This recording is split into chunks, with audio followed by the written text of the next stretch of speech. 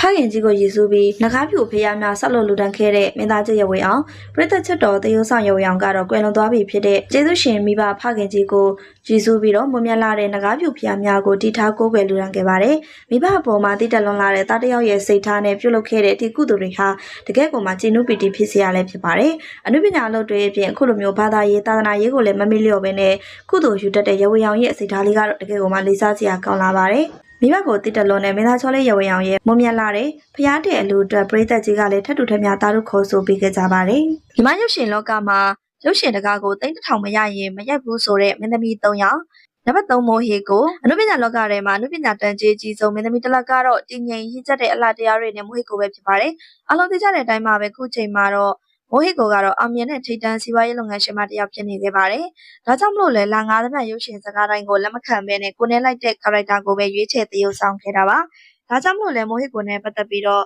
အလုပ်လုပ်ရဖို့အတွက်စကားရိုက်ကူခွင့်ရရှိဖို့အတွက်တော်လေးကိုမှခရင်လာပါတယ်။ဒါကြောင့်မလို့လဲမိုးဟိကိုရဲ့အနုပညာကြီးကတော့မြင့်တက်နေခဲ့တာပါ။လက်ပဲနှစ်ဖွေးဖွေးအနုပညာလောကမှာအနုပညာကြီးအမြင့်ဆုံးနဲ့မြမရုပ်ရှင်လောကကိုအပိုင်နိုင်ဆုံးထားသူကတော့ဖွေးဖွေးပဲဖြစ်ပါတယ်။ဒါကလည်းဖွေးဖွေးဟာတော့အနုပညာလုပ်တွေကို9နှစ်တာနားခဲ့တဲ့ပြီးယခုကမှတော့ရုပ်ရှင်စကားတွေကိုငွေရရင်ပြီးရောမဟုတ်ပဲနဲ့တေချာလေးကိုရိုက်ကူးနေတာကြောင့်ပါ။ဒါပြင်မှာတော့ငကိုတွေကဖွေးဖွေးရတော့သူမရဲ့သရုပ်ဆောင်မှုတွေနဲ့စကားတွေကိုအောင်မြင်မှုရရှိအောင်ထိသရုပ်ဆောင်နိုင်ခဲ့တာလည်းဖြစ်ပါတယ်။ဒါပြင်မှာတော့တနိုင်ငံလုံးကကလေးလူကြီးမရွေးကြားမမရွေးပြည်သက်မျိုးစုံကဖွေးဖွေးကိုအားပေးချစ်ခင်ခဲ့ကြတာပါ။ဒါကြောင့်မို့လဲအနုပညာလောကမှာဖွေးဖွေးကတော့ရုပ်ရှင်စကားရိုက်ရင်တော့ဈေးအများဆုံးလို့ပြောရမှာပဲဖြစ်ပါတယ်။နံပါတ်1အနေနဲ့ဝတ်မုံရွှေရီအခုလက်ရှိချိန်မှာတော့မြန်မာနိုင်ငံမှာအောင်မြင်ဆုံးနဲ့အနုပညာကြီးအကြီးဆုံးမင်းသမီးကိုပြပါဆိုရင်တော့ဝတ်မုံရွှေရီကိုပြရမှာပဲဖြစ်ပါတယ်။အလုံးသိကြတဲ့အတိုင်းမှာပဲကြည်လင်သက်ရှင်တဲ့အသားရည်နဲ့ချစ်စရာကောင်းတဲ့မျက်နှာလေးကိုပိုင်ဆိုင်ထားတဲ့ဝတ်မုံရွှေရီဟာတော့ပြည်သက်ချစ်တော်မင်းသမီးတစ်ယောက်လည်းဖြစ်ပါတယ်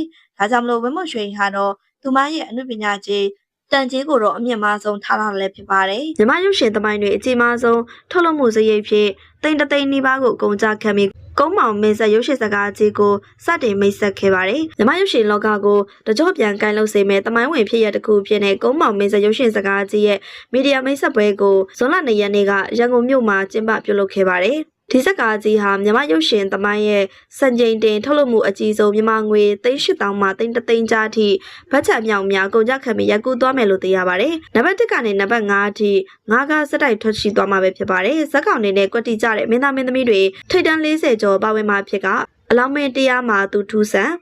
စင်ဖြူရှင်နေရာမှာနိုင်နိုင်မဟာတမျိုးလာနေရာမှာရွှေထူစင်ကူးမင်းနေရာမှာအောင်စဘူးနေတိုးကတော့ဘိုးတော်ဘာတော်မင်းနေရာမှာပါဝင်သရုပ်ဆောင်ရမှာပါနံပါတ်တော်မင်းသူနေရာမှာတော့ဝင်းမွန်ရွှေရီနဲ့အချစ်ကြီးသူဘာကြီးတော်